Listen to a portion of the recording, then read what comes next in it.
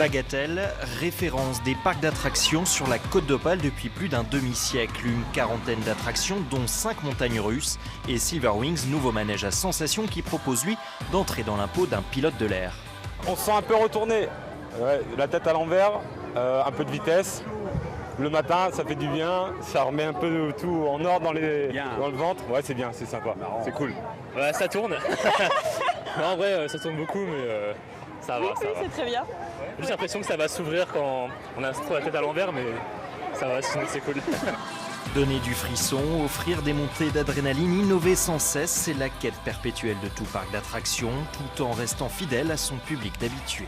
C'est un choix à suivre, mais on reste vraiment un parc familial. Donc il y a vraiment des attractions pour toute la famille, pour les tout petits, les adolescents et vraiment pour la famille au complet pour qu'ils puissent profiter d'un moment ensemble. Mais c'est vrai qu'au niveau des sensations, on souhaitait un petit peu développer justement pour la partie adolescente, adulte. Bagatelle n'échappe pas à la mode des zones thématiques bâties autour des manèges, comme ici l'aviation. Créer un univers magique, c'est tout bénef pour les parents. Le sourire des enfants. Par rapport à d'autres grands parcs, il y a beaucoup moins d'attente au jeu aussi. Hein. Donc, c'est excellent pour les enfants. Je trouve que c'est vachement propre, c'est hyper fleuri. On ne sait pas où donner de la tête, il y a des attractions de partout. Et non, c'est bien, c'est très agréable.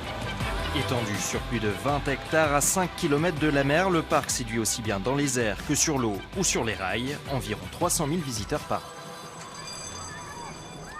C'est le journal de l'été sur France 3, Hauts-de-France, retour en direct de Bagatelle, entre Merlimont, Berquet, Rang-Duflier, à l'heure où le parc va commencer à fermer ses portes.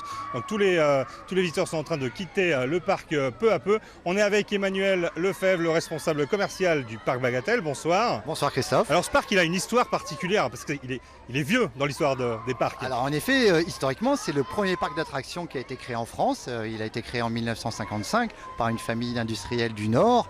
Et donc depuis plus de 60 ans, désormais, Bagatelle accueille les visiteurs des Hauts-de-France et un petit peu d'ailleurs pour une journée de divertissement, d'attractions, de spectacles et dans un parc de nature.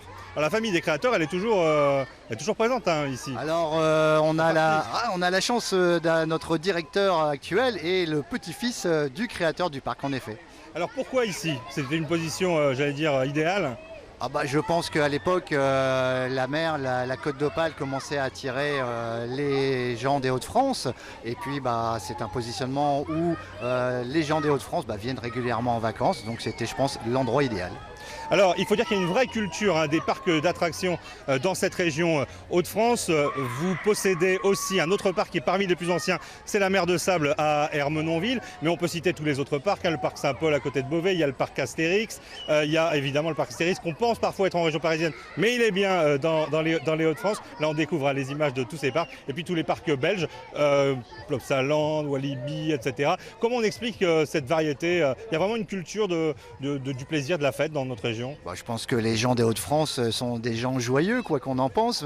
La météo n'est pas toujours avec nous, mais en effet, je pense qu'ils aiment se divertir. Ils ont besoin aussi de changer d'atmosphère. Et puis ici à Bagatelle, évidemment, une fois qu'on rentre, on le découvre. L'univers derrière nous, on change d'univers, on n'est plus chez soi. C'est intergénérationnel aussi. C'est intergénérationnel, évidemment. Aujourd'hui, de nombreux parents amènent leurs enfants et leurs petits-enfants. Ils ont tous connu Bagatelle dans leur jeunesse. Quand on était petit.